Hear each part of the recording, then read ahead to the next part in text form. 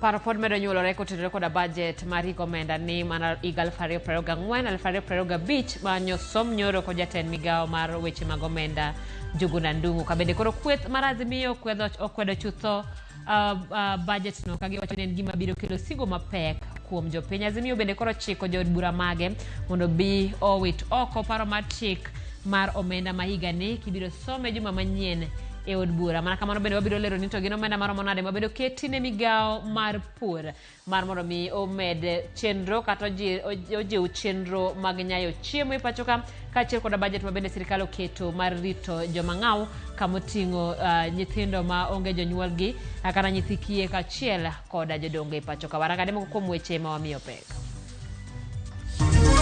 All well-meaning Kenyans must oppose the Finance Bill 2024 and have thus instructed all our parliamentary members to lead from the front in rejecting this punitive bill in its totality. Kweth mar Azimio nyiso jood bura mage mondo bi owit oko paro mar chik mar omenda ma higa ni ka ochwal e od bura. Riwruok kinde ma pacho ka LSK okwedo monj manotimore nyoro e doho ma Makadara. We are at 11,400 pints of plant in a year, but we are not able to meet that. Currently, government make around 6,400 and something. Jokanye kaunti ma Homa Bay yuago nok mar remo ka gikwayo jopiny owuog oko mar golo remo.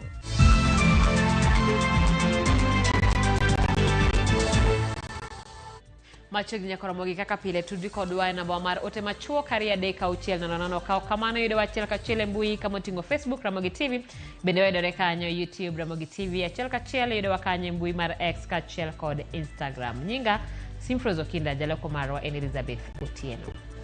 Riwruok mar Azimio la Umoja koro kumo jood bura mage timo safar oko mar Kenya nyaka bitieko wach paro mar omenda ma hik omenda ni e od bura juma manyien. Jotelo mag Azimio lero ni nyaka jo od bura mage bed e od bura kendo kwed paro no gi duol achiel ka giramo ni obiro hinyo oganda jo Kenya.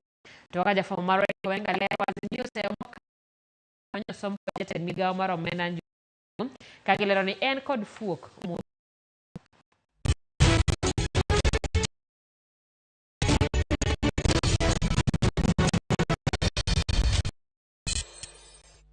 Odiochieng' achiel tok jatend migawo mar omenda Njuguna Ndung'u somo budget ma higa 2024-2025 riwruok mar Azimio koro owuok oko ka kwede mokalo. This is a 23.6 billion increase in recurrent expenditure. This is a budgeted corruption in the name of tea, money, and flowers. This is not development, but sheer eating. It's their time to eat, so they believe. Jatend Wiper Kalonzo Musyoka bang' bedo kod romo gi moko kuom jotelo mag Azimio nose mokalo bajedno ka giwacho ni ok ochomo yo kendo obiro hinyo ok ochumi mathur ka kende to kata oganda ma yuto margi ni piny. Azimio believes that Kenyans can only thrive if we stimulate the economy, not if we arbitrarily and consistently raise their tax burden. If the bill is passed as written, Kenyans must be prepared to give up their belts or what remains of them in the second wave of KK taxes. You cannot grow the economy by increasing taxes. I mean, honestly, ladies and gentlemen, fellow Kenyans, this regime is fond of traveling. They have been to the US today, I understand they've gone to Italy and so on. They are fond of traveling. Throughout the world, governments are reducing taxes in order to stimulate economic activity. Paro mar omenda ma higa ni igeno ni ibiro redhi e nyim od bura mamalo tich ariyo mar juma manyien. Kata kamano telo mar Azimio chich ni moko kuom od bura mage nyalo panjo ne romo makamano. E wi mano tend Azimio omako gi mafuanda. I have dispatched 86 letters to the 86 members of the National Assembly elected on ODM, and I'm sure my counterparts in the other affiliate parties are doing the same, communicating the directive from the Council of Azimio that in fact all members of the National Assembly are to suspend any planned trips or any activities that would see them out of Nairobi for the duration of the consideration of the Finance Bill 2024 And that means from the date of tabling on Tuesday next week until a vote is taken. Kalonzo noywak ni thoth omenda ma oketi budget e tije mag oledhi ma bende pod ok oyangre kaka nyalo konyo kata loko ngima jopiny.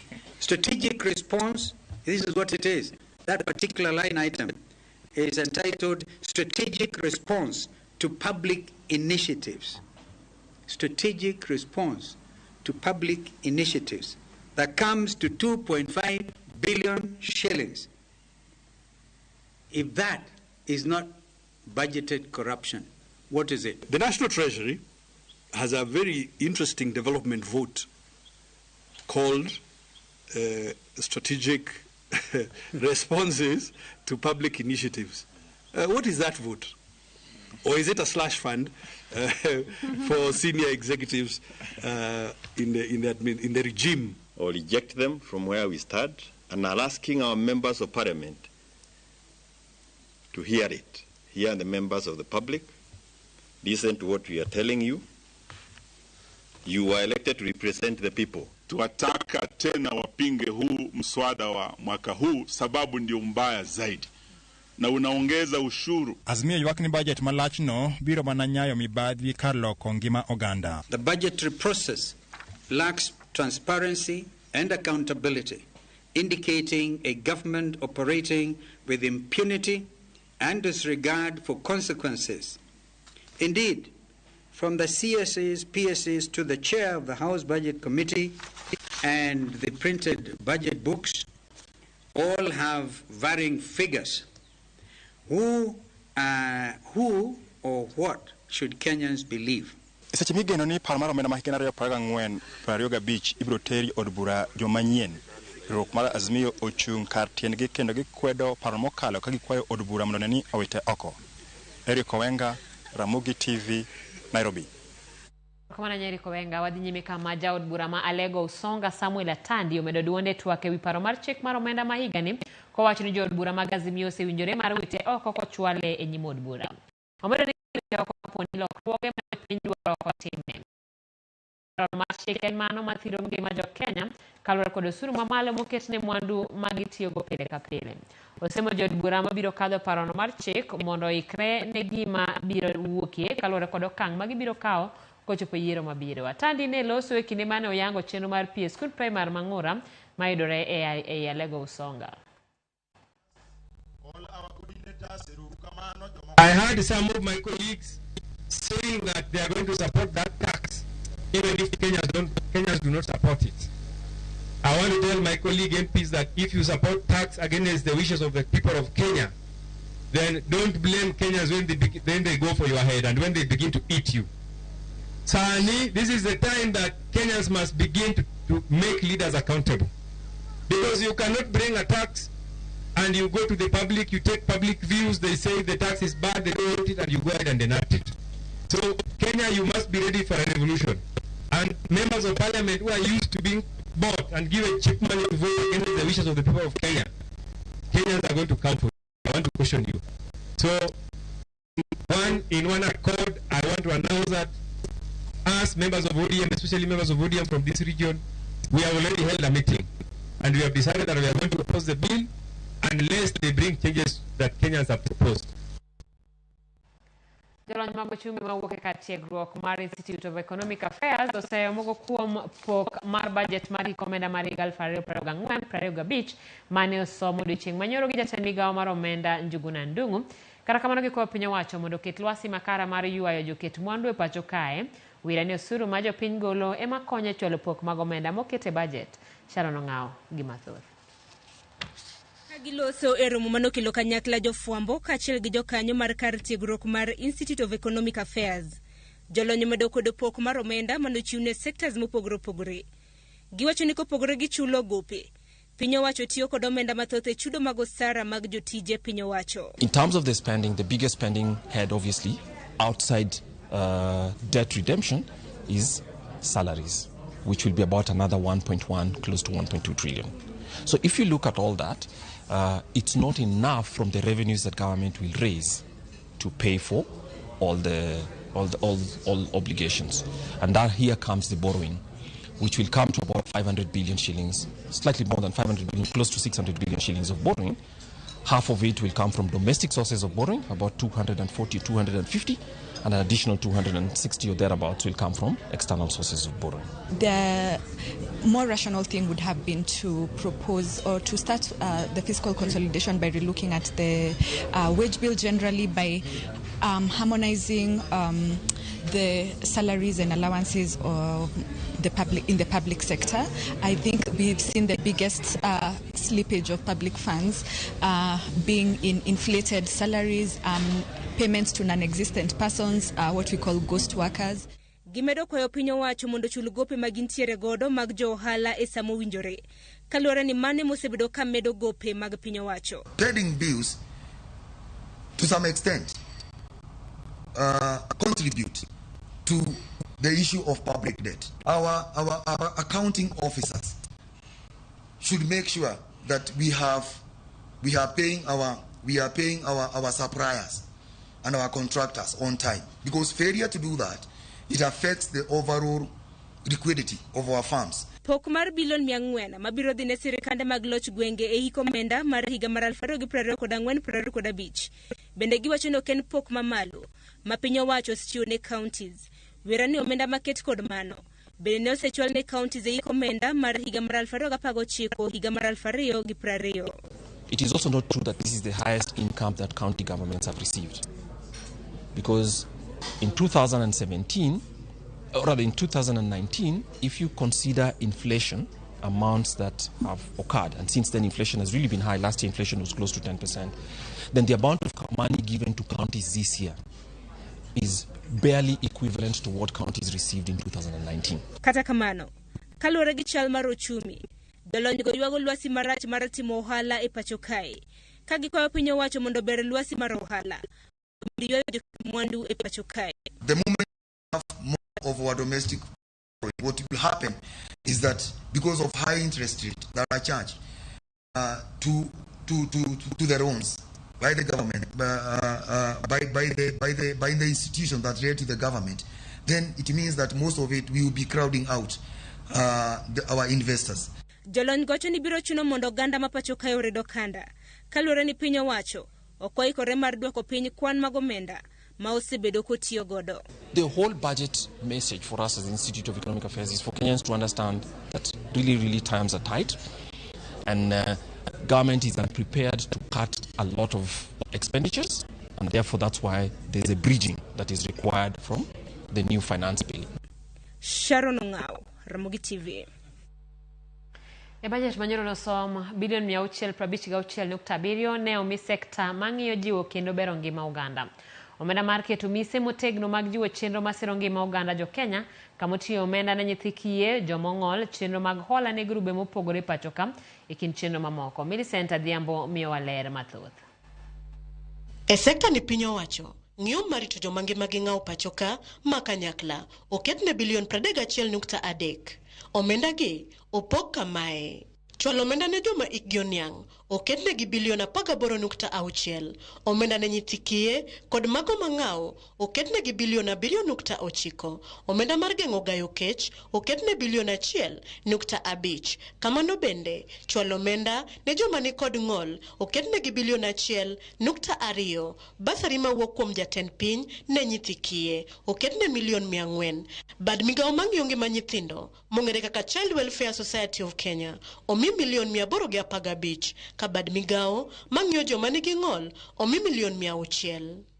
E kidieny mar chwalo ratiro marom mag dongruoge duoko kech chien, siro mine kod rowere omi bilion 89.5, kuma siro rowere kokalo Youth Empowerment Program omi bilion 1.1, National Youth Service omi bilion 10.4, chenro ma National Youth Opportunity Towards Achievement omi bilion 2.7, aguch omenda ne rowere Youth Enterprise Fund oyudo milion 200, Center for Entrepreneurship oyudo milion 162.5, Uwezo Fund omi milion 200, ka centers mag jiwo rowere bende omi milion 230. Gikone, aguch siro mine mar Uwezo Fund oyudo milion 182.8. Kamano bende, e okang' mar duoko jiwo bego marom e dongruok kendo duoko chien chan, Aguch CDF omi bilion 63. Mano macholo dongruok marom e counties mapachoka kata equalization fund oyudo bilion 8 kama no mar apis women rep kata ngaf oyudo bilion 3.5. Ginomenda ma jopiny rito ng'iyo ka gitimo tije madwarore ka ywak osebedo ewi nok mar omenda e moko kuom sectors gi. Millicent Adhiambo, Ramogi TV. Erokamano nya Millicent kuom golo dok e itwa, kendo ma en chenro kata thuolo mar mine kaachiel koda rowere mar mondo mi okaw okang' mar kawo laka sirikal. Winjo kanyo ka uwezo fund oketne omenda mag siro joma mine bende oket kanyo e Women Enterprise Fund. Omiyo kik iwach ni ne ok owach ni, walero maler ka wadhi nyime kod weche mag budget. Ni jopur gin moko kuom jogo madhi winjo maber e omenda ni mar 2024 2025 tok migawo mar omenda ketonegi omenda maromo bilion 54.6 e budget manyosomo odiochieng' manyoro. Sekta mar pur en achiel kuom sectors ma piny owacho mar Kenya Kwanza oketo ne maino kokalo e bottom up economic transformation agenda kata beta. Omenda mar 2024-2025 manyo nyoro kod jatend migawo mar omenda Njuguna Ndung'u, sirikal Kenya Kwanza osingo mar siro chenro mar pur e pachoka ma jiwo chiemo minyayo kendo bero chumi ma pachoka. Migawo mar pur ochiwne bilion 54.6. E omenda ni jopur biro yudo mbolea magone oyueyo mar shillings bilion 10. Sirikal oketo omenda maromo bilion 12.3 e chenro mag bero chenro mag chiaye. Maka to bedo ni omenda ni odok piny kipimo kod bilion 16 mano ketne e omenda mokalo. Chenro mag kopie puothe ne jopur matindo kod medo ndhadhu e chiemo oyudo milion 160 e budget ma higani. Mine kod rowere mapuro bende tayo rieny e wengegi to ketnegi bilion 2.4 mar siro chenro gi mag pur. Kaka yo mar jiwo kembe mag theth, sirikal oketo thenge milion 300 mar gero kar kembe mag loso mwandu mag pien Kenanie e kaunti ma Machakos. Jopur matindo kod madiere biro kawo hola kowuok e aguch omenda mar jopur moketne budget mar bilion 1. Chenro mag bero sekta mar mwandu mag nembe kata blue economy oyudo bilion 11.3. Mogik, sirikal bende oketo milion 182 ne resruok mapiyo piyo kinde oro. Magi duto gigeno ni sekta mar pur kod nyayo chiemo moromo e pachoka biro dhi maber e omenda manyien.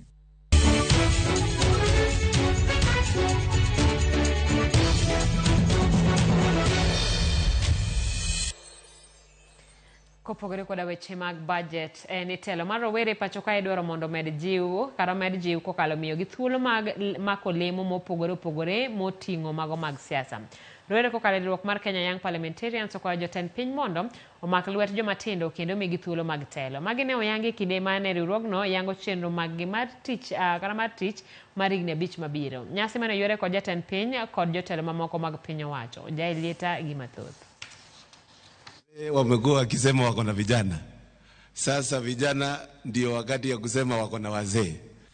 Kwayo mar miyo rowere thuolo mag telo e lemo mopogore opogore pod imed jiw ka joma tindo wacho ni giromo telo e pewe mopogore moting'o mago mag siasa. Mai giwacho ni nyalore mana ka jotelo masani omako lwet joma tindo kendo tayogi mondo giti makare. I'm a beneficiary of your guidance and your mentorship together with your deputy. And Your Excellency, just as the way members of Parliament and the earlier speakers have said, we are very ready to be mentored. It is one thing to give people opportunities, it is another to guide them.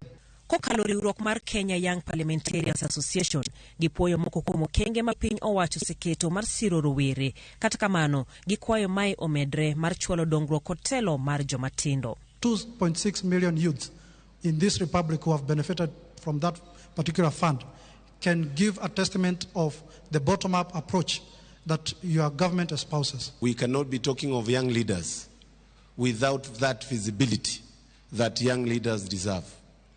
Gavana ma Nairobi Johnson Sakaja jiwo ting' mar rowere osekawo e lokruok kod demokrasia ma pachoka kojiwogi gi chung' motegno ne kelo lokruok makare ne piny Kenya. There is nothing more powerful than a generation that is in tune with its season and its cause and knows why it is there to exist. If we come together as young people, we can change this country. And at this time, our country needs empowerment economically and to unify our country. That we can look beyond tribes, we can look beyond where you came from, because that hunger of Mama Njeri in Nyeri is the same as Mama Kinyi in Kisumu. Spika mar od bura mamalo Moses Wetangula mabende no yuoro e romono okwayo rowere mapachoka mondo obed mariek kendo oneni gidongo piny Kenya ka gibedo jombetre makare. Focus on what brings this country together. Focus on what grows our economy. In parliament, in your county assemblies, in Yala, and everywhere. Jatend piny William Ruto nyiso jotelo marowere kik tu kod telo kendo neni gitiyo kode makare kinde duto te. Many of you take the floor of parliament for granted. You don't show up. You've not even tried to say anything. You're just there at the tea place. Leadership is serious. Leadership is sacred. It is godly. Nobody becomes a leader by default or by mistake. All of us are elected because the good book says it is God who decides leaders. Jailieta, Ramogi TV. Jalub jatend piny Rigathi Gachagua nyiso jotelo moyier mondo mi jopiny luor kendo ket maino mar getiyo negi. Gachagua wacho ni jotelo donjore kendo dondore gi jopiny ka wacho ni ok en gima kare, ka wacho ni en owuon omiyo jopiny luor kendo owinjo ywakgi. Ne oloso kinde mane oyango gero klese manyien e skul primar ma Highway Manyata e sub county ma Kasarani boma ma Nairobi.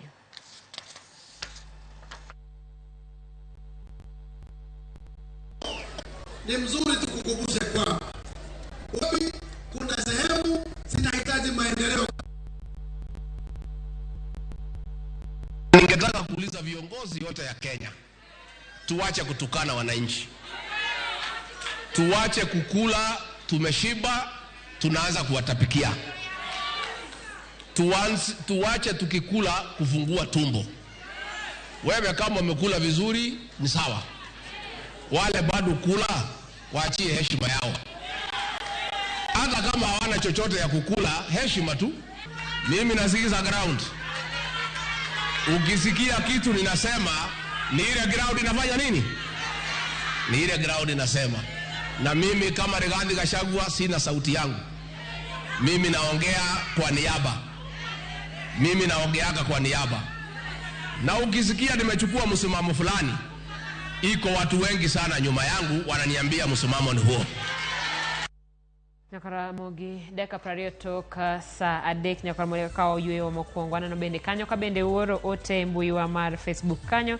Anthony Owino wacho ni Anthony Jamidi yani ni umaler ka wuok oyani Masai. Erokamano bende Odi Walwala wacho ni Wojo Luanda Semol etijo yuene na habari kachiel gi Kefa kawan Luanda Kambi. Anthony Owino bende wacho ni Anthony aparo ni asesomo ote mare kanyo. Kabinde Pato Jaluka mide wacho ni Patrick wuok Abodo Uloma ayegi paro mar jiwo tend ojeni. Yakar mo kikidhi mabor pod wantiere koda weche manyien.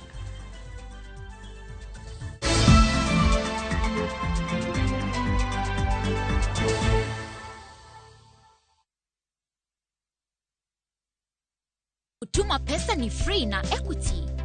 Dial *247# from any network to send money to an Equity account for free and save on transaction costs.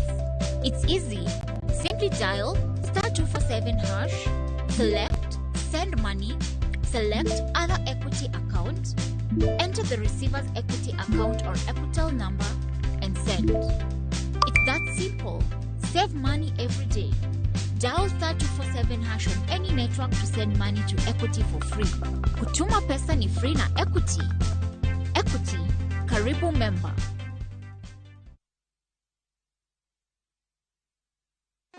In the battle against pests, it's time to strike back. Raid Spray strikes in seconds for instant kill. Kills all doodles dead. From SC Johnson, a family company.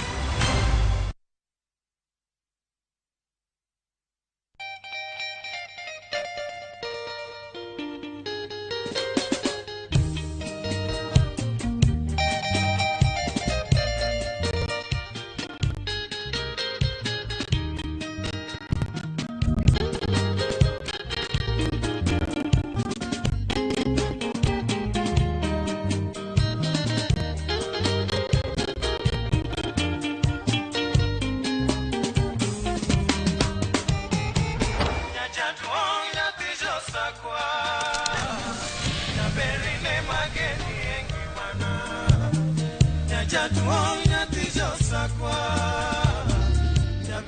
Ramogi, Cartoon Jaluo. Radio Ramogi.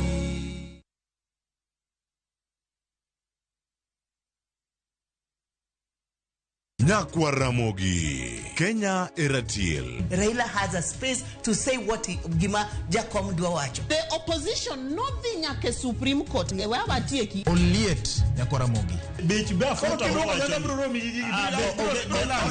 Jumapil ka Jumapil. Ana chungo mama Ratil ka del war piny. Ka adwani wa discuss kaka Kenya dhi. Winj tuak mago Ratil piny. One was a got no opposition. One was a got no opposition 50 years. Mayo kiparka kele wich bar moro. UDA onge kama pose donje. Adwani penje bati. Koso donje kona mane. Sachiel gi nus otieno. Siasa mar piny Kenya en siasa koso dongruok. Ka ikelo ni kod George Bati. Kik bai.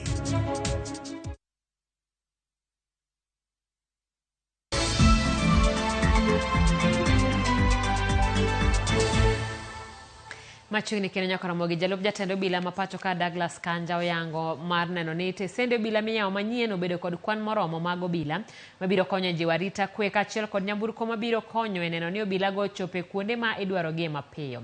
Magi owacho e seche mane olimo Kisumu mar yawo ayanga tesende obila manyien mar Ragumo mayudore sub county ma Kisumu East.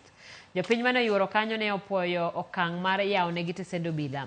Kata kamano ne gikwayo mondo obila mabiro telo kanyo obi oluong bura mar lalruok gi jopiny ewi kaka ginyalo nyayo kwe e alwora ma kanyakla.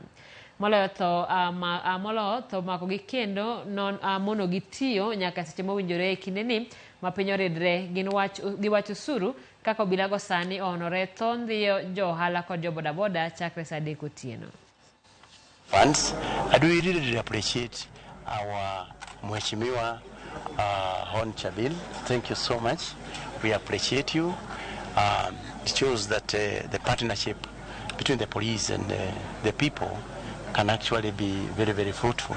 I've already given instruction to the regional police commander, Mr. Tito, to ensure that we have got adequate numbers here. Numbers that are able to cover the area. I understand that the area is also extensive, so it requires a good number of officers. The biggest problem is what we call bogies and what we call these people who go around with motorcycles now to attack people. I think we were told some of these. So that is one of our challenges, and you can't expect a police officer to run behind behind one of those thugs on a motorcycle. So we're going to have some motorcycles over here and see that together with the police vehicles, etc. Rarita kwe makai bro bedo maber kabisa. But ntiere issues moko matin makata sirikal ka gikelo ka to gimbe ng'iye jodak mantiere ka nikech jogi pok ong'iyo gi jok mantiere kaegi.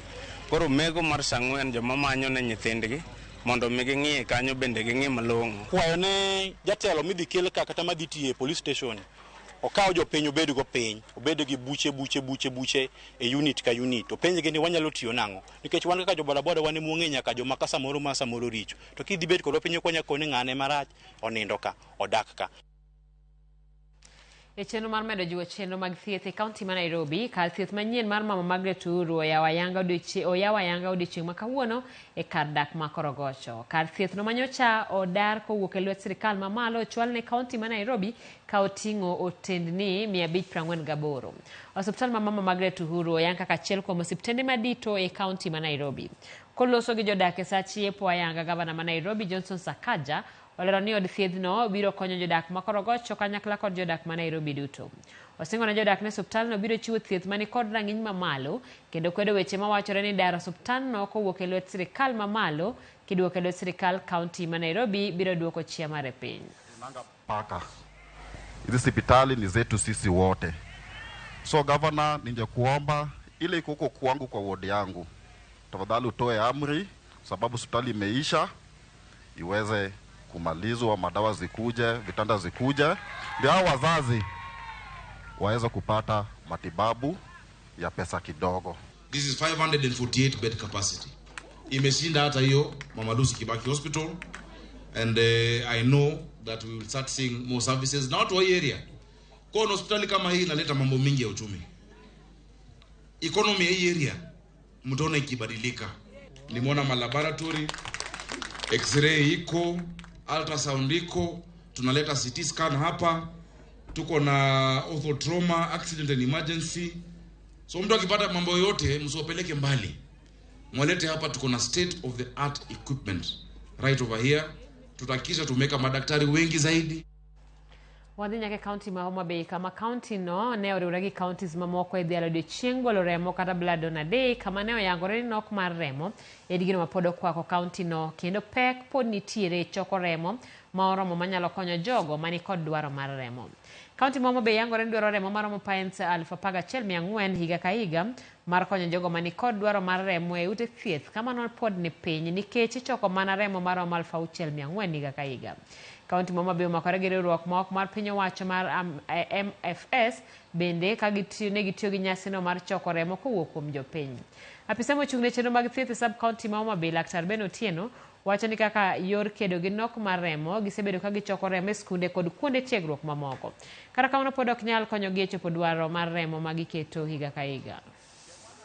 Igolo remo ni, igolo remo mani mondo ikony ng'ato, ng'ama ikonyo ni nyabedo kata wach ni moro, kata nyabedo in iwuon.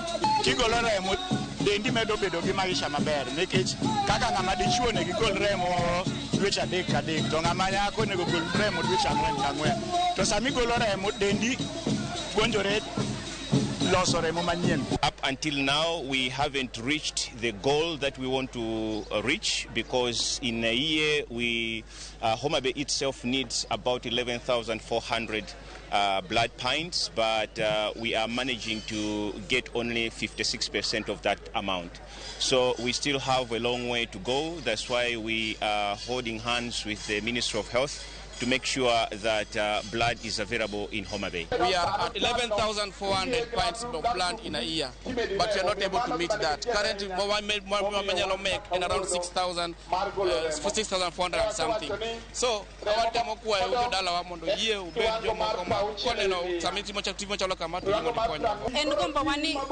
ka client obiro ka wayudo jatuo mondo wabed gi remo moromo e blood bank mondo wami jatuo no remo kaka dware to ni koro kokwaja kachako manyo remo because there is no blood. Riwruok jolony mag yedhe pachoka Pharmaceutical Society of Kenya koro kwayo piny owacho mondo chuog chik mabiro gayo nengo yedhe pachoka. Kane giloso gi jofwamb weche bang' tieko ayanga remo mayande gi bago Mombasa, gikoni oganda mathoth e pachoka wito ngimagi nikech nengo yath mani malo mathoth jopiny ok nyal nyiewo. Gijiwo piny owacho e bwo bede migepe mopogore mondo miyo wuog oko motegno mar kedo gi wach yedhe ma ok opuodhi, kaachiel kod jogo ma uso yedhe to kata kamano onge kod lony mowinjore. Gisani gikoni gidhi nyime kod timo nonro mar yango ni wach yedhe ma ok opuodhi oserocho oganda jo Kenya e rang'iny mane.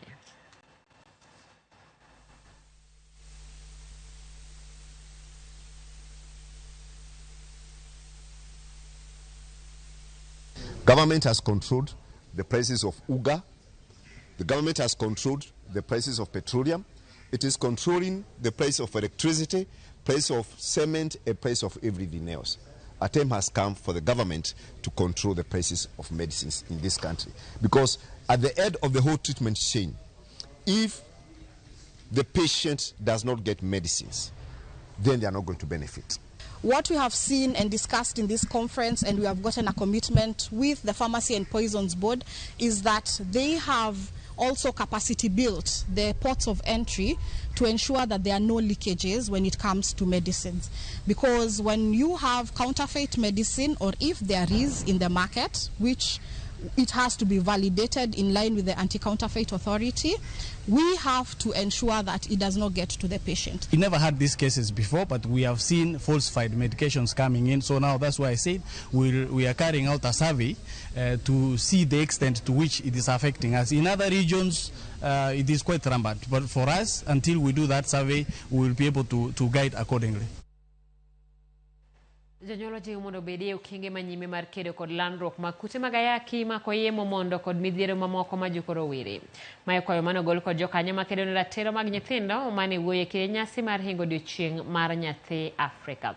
Nyasi no timo telo ne hingo odiochieng' mitimo tarik 16 dwe mar 6 higa ka higa.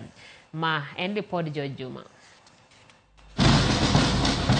E nyasi mane oba gwenge mopogore opogore piny Kenya, maringo odiochieng' mar nyithind jorotenge ma ong'ere kaka Day of African Child, manyo yore mag tieko mako yemo mondo geng'o landruok mag kutego mag ayaki kod lwenjego mag kit chwech ma jokora were ne omi pek. E kaunti ma Migori nyasi ne oba gwenge mag Osiri e sabkono Manyateke ma bende en achiel kuom gwenge ma osebedo kod kwan malo mag rawere ma weyo sikul nikech midhieche mathoth ma oting'o mano mar mako yemo mondo. Teenage pregnancies on the rise, dropout on the rise, and even diseases, HIV and other related diseases. Wadwaro ne nyithindo gi mondo ng'e ni to challenges mage to gi shida mage magintiere go, especially mamono gi mondo kigidhi school. Mokwongo wang'iyo ni to nyithindo gi matindo gi giyudo ich kapo giromo seche ma onego gibed ni gidhi e keny. Gidhi e keny mapiyo kapo gitieko school, kendo ng'eny gi kosemako ich monyuol to ok gidogi school. Jokanyo mosebedo okang' manyien mar kedo kod tiyogo mag nyithinde kaunti ma Migori wacho ni ber ka iketo kenge makare man rawere obet e sikul kaka yo achiel mar geng'o midhieche ma jukogi. Eva Ojong matiyo riwruogno ma ong'ere kaka Forum for African Women Educationists kata FAWE wacho ni nego ket maino ni rawerego manyiri ma osenyuol odok e sikul. Waseriwore mwakelo computers ne nyithinde school nikech wang'eyo ni education is everything ne nyithindo. Number 2, wasebedo kwa konyo migao mar education gima waluongo ni re-entry. Manyiso ni nyathi manyako kapo no both momako ich ka sechege pok oromo to pod osomo mondo wang'i kaka ginyalo duogo school. Kata bed ni osebedo ka iketo kenge ma opogore opogore mar kedo kod midhieche pod juko rawere. Apisa ma nyithinde kaunti ma Migori Vivian Omolo ywak ni ponte jonyuol mathiro kengegi. Onego bed ni ng'ama otimo ne nyathi gi marach imako kendo ikawo ne chik makare. Lakini wayudo ni ji mang'eny e community wa ok ohero mondo mak jogegi. Koro nitiere gimoro matimore e gweng' ni kangaroo courts. Kangaroo courts inyowa nikech ka gimoro timo ka ketho chik nyathi to ng'ano kokawo ne hatua makare. Encourage joma moko mondo dhi mbele gi inyo nyithindo. Jokanyo ma kendo togo mag nyithinde kaunti ma Migori wacho ni giseketo kenge makare mane jogo eko maro jotogo mag nyithindo okawo nego okang' mar chik. Ka wayudo FGM dhi mbele Kuria, wan sani gi ng'ano mang'ado ji, miyo mang'ado ji, ma sani twech mare chiegni, entiere kendo NSL mwarito chieng' mibiro tweye nikech onge chieng' mibiro weye. Koro cases machalo kamagi waluwo kaka county government ma Migori kendo wa make sure ni watimo ne nyiri gi eki referral, wamiyo gi referral pathways kuonde monego gidhiye, ka en madhi e court watere. If we find any minor using children in their minds, we close those minds because that's a disadvantage to the community. To e kaunti ma Nyeri, jokanyo ma kedo togo mag nyithindo ywak ni gigo ma rawere nene mbui bende koro kelo moko midhieche ma gikaloe kendo deber ka jonyuol gayogi e yore mag tiyo kod mbui. Sana sana katika kizazi hiki ambacho tuko kuna jambo la peer pressure, kuna jambo la social media interference. Unakuta mtoto wanakuwa exposed to mambo ambayo hawafai kuwa wanayafahamu sasa hivi na yanaweza kuathiri masomo yao. So the best thing is to educate our children and supervise them when they are using online devices. Lipot yango ni higa mar 2012 malora were gana mero kod pabich ne omako iye momonde piny Kenya ka bende atamalo maduong' mag rawere pod gamukuto magayaki e piny Kenya. Juma, Ramogi TV, Migori.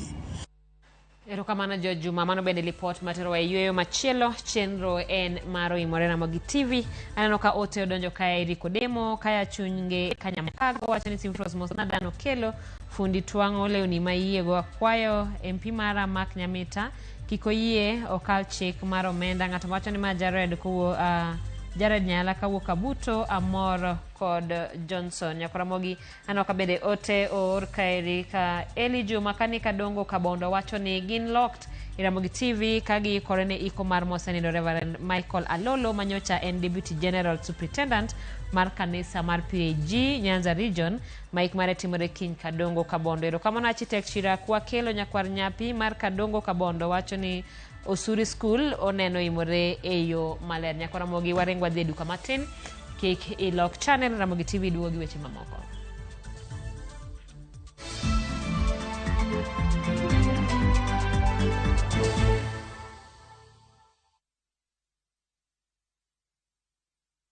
Hi Hi there, I'm your new friend Panda from Paokwa. Come along for our adventure today as we take you through the hummingbird tales. Kim and I are going on a camping trip with our Scouts troop. But first, Tilly, AJ, Kim and Pendo will explore some inspiring African stories. we will learn together about Dr. Rachel Masake. Can I ask you what you are good at? Maybe you can draw or run the fastest in your class. The little ones of all ages will continue learning as they watch the best content on the go only on Viusasa. There is so much to explore.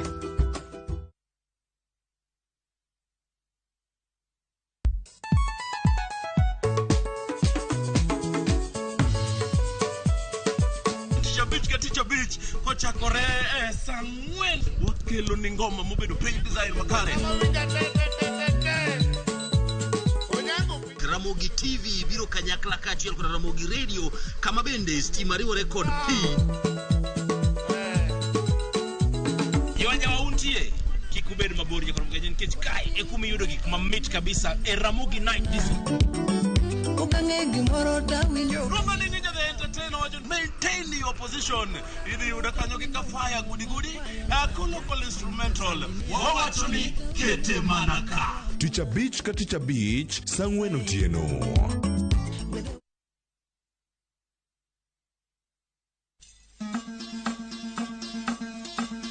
Wuoth e chuny kit ngima, puonj kod timbe. Kane iyiero ng'ato ni bedo ruoth, to nyaka nobed ng'ama kawuono iluongo gi kisungu ni tall, dark and handsome. Wakelonu sigendni mane ok wache wi anyuola mopogore opogore. Chakre nam nyaka e alwora ma ji odakie.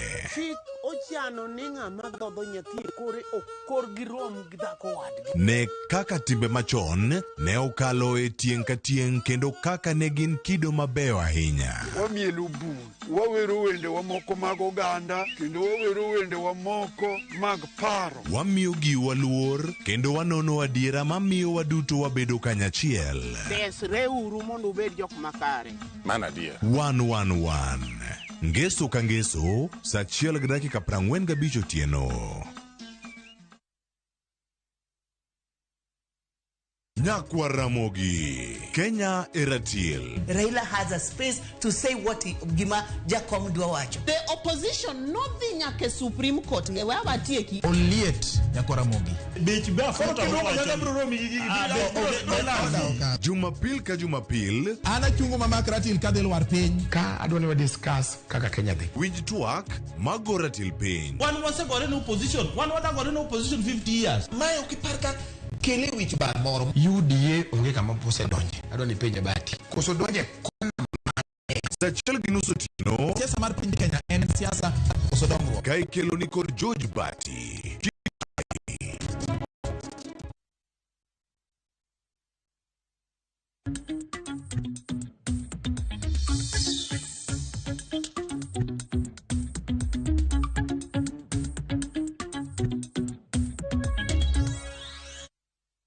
Machiegni mesawa mar weche mag ohala, duol mar EPRA kuom thuolo machielo kendo duoko chien nengo modhi, nengo madhi tiyo kuom dwe achiel mabiro kochakore odiechieng' makiny nyaka tarik 14 mar dwe mabiro. Nengo mauta mar Super Petrol oduok piny gi Sh3, diesel gi Sh6, ka mauta taya oduok gi Sh5 kod otonglo 71. Kuom mano nengo Super Petrol e boma Nairobi biro bedo Sh189 kod otonglo 84, mar diesel 173 kod otonglo 10, kamano mar taya dhi bedo 163 kod otonglo 5. Mombasa Super Petrol ibiro usi gi Sh186 kod otonglo 66. Diesel Sh169 kod otonglo 13, kamano mar taya dhi bedo 160. Jodak ma Kisumu biro chulo Sh189 kod otonglo 66 ne Super Petrol. Diesel 173 kod otonglo 31, kamar taya en Sh162 kod otonglo 34. Nengo mar Super Petrol e boma Kisumu Sh188 kod otonglo 90. Ka Eldoret dhi bedo Sh189 kod otonglo 67. Nengo gi oyangi ni oriwo osuru mar 16 kalore kod chik mar omenda ma higa mokalo.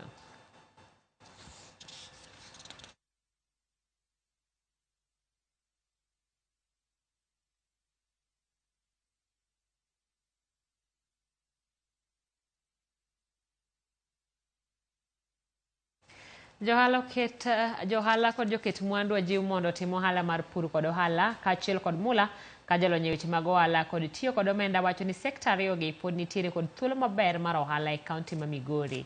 Jojuma gi mathoth. Romono mane olosi kod bengi no mar Equity mane okelo kamoro achiel johala matindo kaachiel kod joket mwandu e kaunti ma Migori. Johala gi kaachiel kod joket mwandu noyudo thuolo mar poro weche ma otende kod yorego mag dong ohala e kaunti ma Migori. Imed jiwowa mondo wamed dongruok e Migori town. Gi johala wetewa moko ajiwo ni mondo ng'ato ka ng'ato chung' motegno ohande. Kiyudo loan to kiki itugo godo. Ichungo motegno mondo mi ine gimitimo gi loan. Duaro mondo jo romani obed a point of networking mar jo business opportunity jo business people nikech wan gi jo business matimo business mopogore opogore.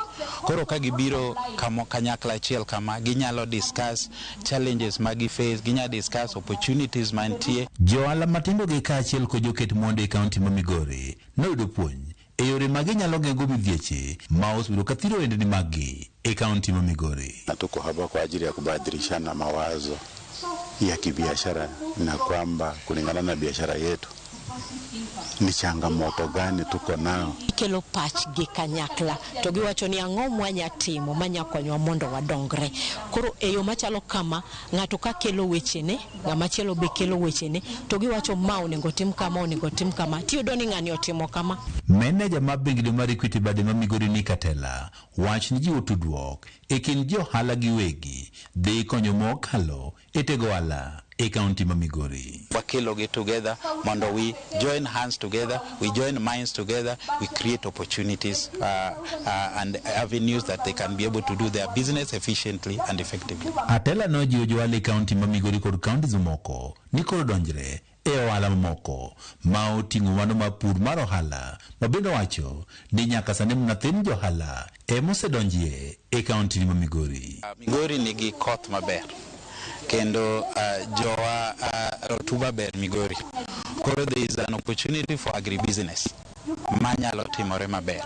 We have a lot of land in Migori manyalo timo jinyatimo farming. Tend kaunti ma Migori ne osingo mar medo ket lwasi makare mar timo ohala e kaunti ni. Nitie kaka olos policy manitie mwaloso ma wa target go johala matindo. Kakwa nya konyo johala en yora achiel wang'eni e county ma wantiere kata e piny ma wantie sani joma ng'eny economy marwa nyalo dongo to joma ng'eny manie economy wa gin joma ni pinygi.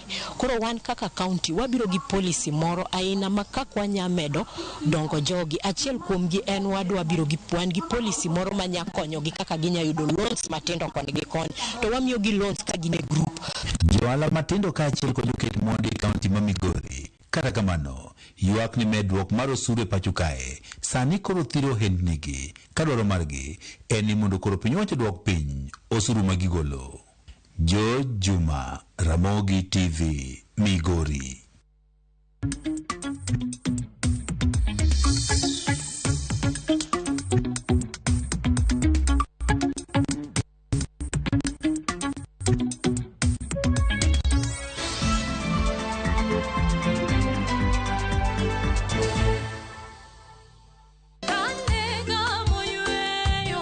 Fweny ngima maber e wach Nyasaye kanyakla gi wende majiwo chuny ahinya e Injili ngima.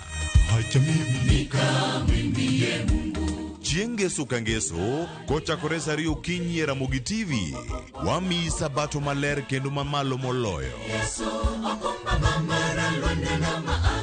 kod wende mamoro chuny moa kuom jothum mihero kendo gi jokwath ma pacho ka. Nyasaye wuoyo kodi kendo wuoyo koda ni kik iluor gimoro nikech an kodi. Sabato tutapumzika milele yote. E Injili ngima ngeso ka ngeso chakre saa 2 okinyi e Ramogi TV.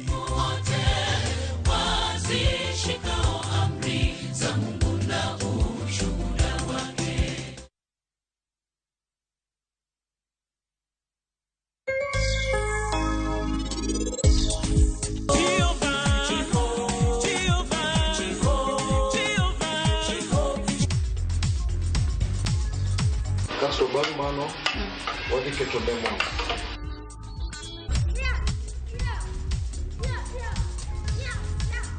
Jotelo mosa mana kakineno mani luore otogero ot matineno od pesa wiye limbo mana kakineno mani luore. Yud ber duto ma pien dendi dwaro ka itiyo gi mo mar del mar Sawa Milking Jelly. Ma en mo ma inyalo geno kuome. Ober ne yiero mari, yud mari kawuono e duka man machiegni kodi.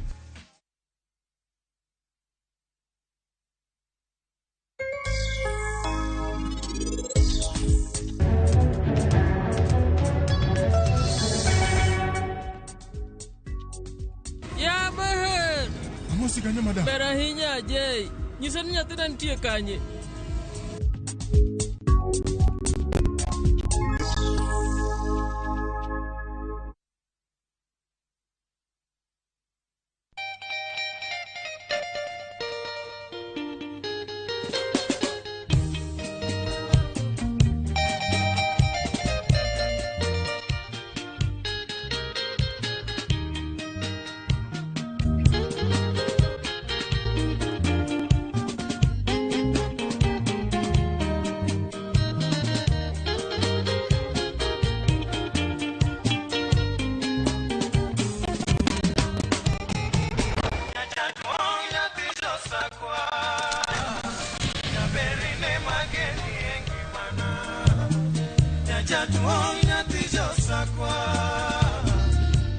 Radio Ramogi, Cartoon Jaluo.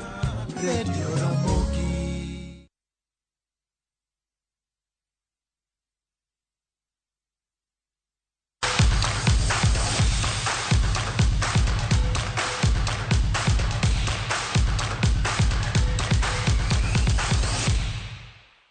E paw tuke odiochieng' mokwongo mar kwanyo jotugo mabiro ting'o nying Kenya e tuke mag Olympics orumo e alap manyayo ka jong'wech ma humgi lach kama oting'o jaloch e ng'weye mag mita 1500 Faith Kipyegon gi jang'wech mamoko rekod mag ng'weye mita 10,000 Beatrice Chebet duto nong'ado otiko mar yuoro e Olympics mibiro bagi e boma ma Paris, piny mar France. James Opondo nigi ler mathoth.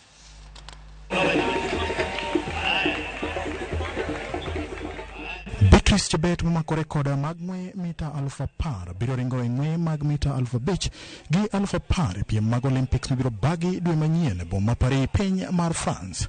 Korka kore Faith Kipyegon to olero ni obiro kawo thuolo mar bedo gi paro mag riwo ng'weye mag mita 5,000 gi mano mar mita 1,500. E piem mag kwanyo jong'wech e lap manyayo, Faith Kipyegon notieko thuolo mokwongo e ng'weye mag mita 5,000 bang' ringo kuom dakika 14 gi nyiriri 4.28 ka Beatrice Chebet notieko thuolo mar ariyo nyiriri 8 tok Kipyegon.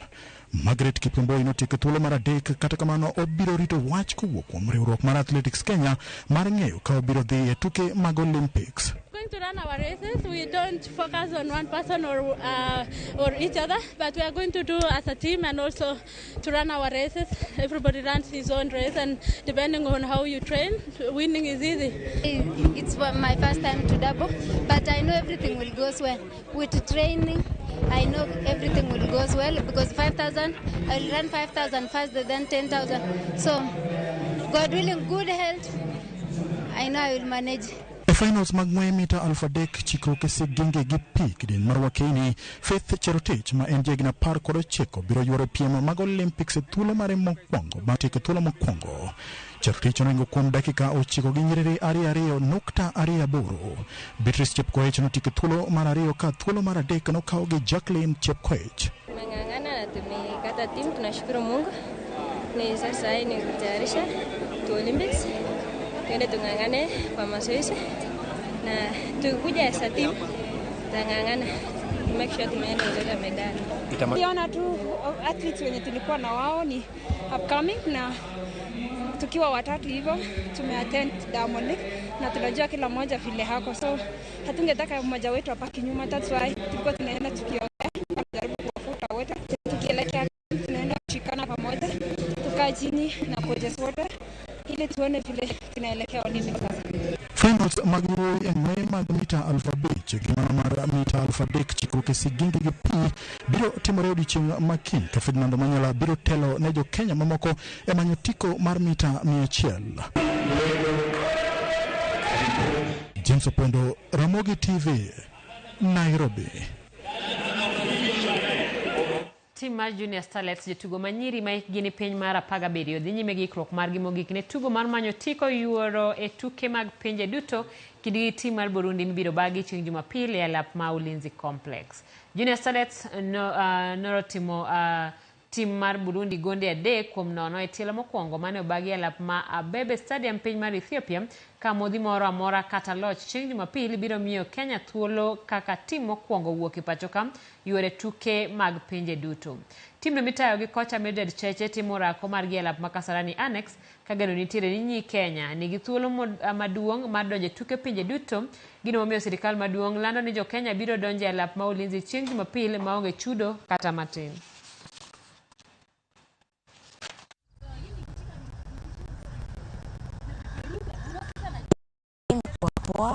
Tumekamata na tunatuambia alafu second leg tumeprepare, tuko na moral na tunajua tutaenda kuwini second leg.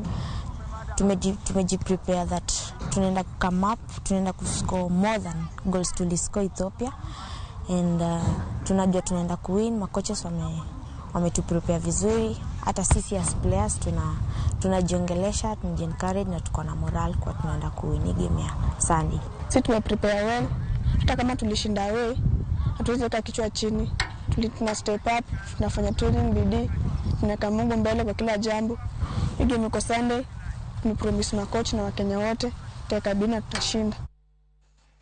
Banka uyuyo mar jumbe adek tuke mag lig maduong' mar adhula noduogo kama tugo mokwongo club man Nzoia Sugar nothalo jolweny ma Ulinzi FC gonde 3